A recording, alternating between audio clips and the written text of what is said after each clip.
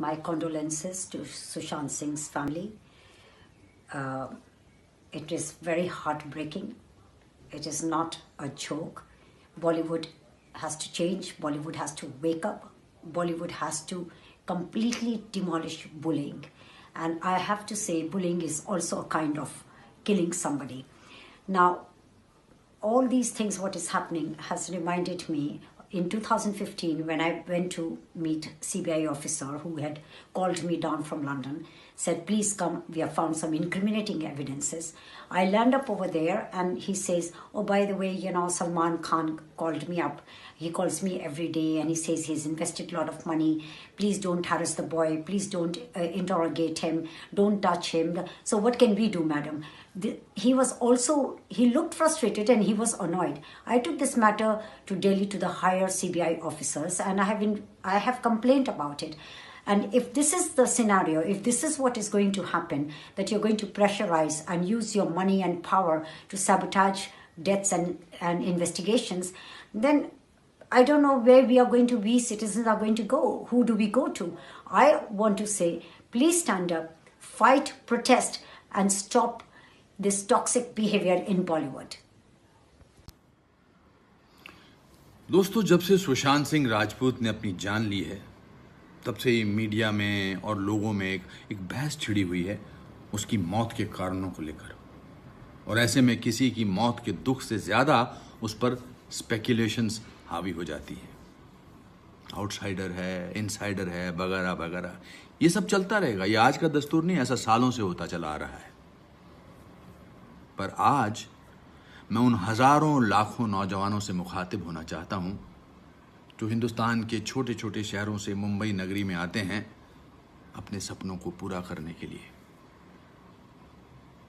हो सकता है इन सब खबरों को देखकर, सुनकर आपके या आपके माता पिता के मन में एक शंका, घबराहट पैदा हो रही हो कि कहीं मैं गलत जगह तो नहीं आ गया। क्या ऐसा ही होता है इस नगरी में? क्या मैं एक आउटसाइडर ही बनकर रह जाऊंगा? और इस लॉकडाउन के अकेलेपन ने आपको थोड़ा और झकझोरा होगा, मायूसी थोड़ी और गहरी उतर गई होगी।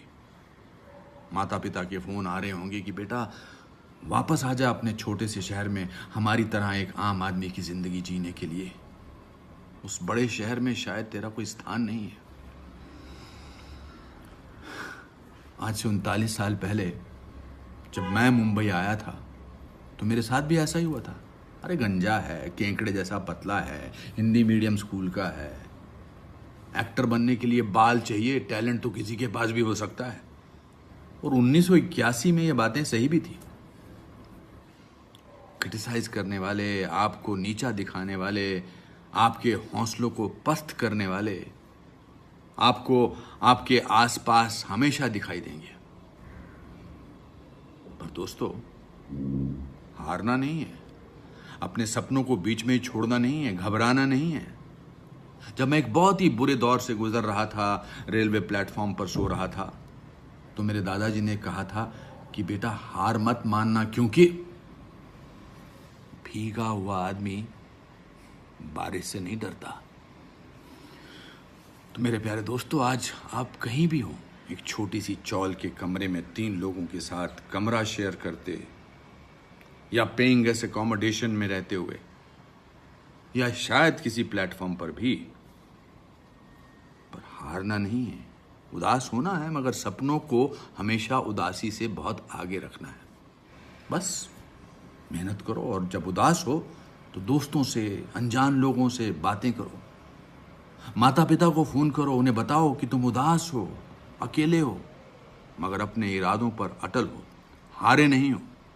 उनका प्यार, उनका आशीर्वाद आपके अंदर एक शक्ति पैदा करेगा। माता पिता के आशीर्वाद से बढ़कर कोई चीज नहीं है इस दुनिया में।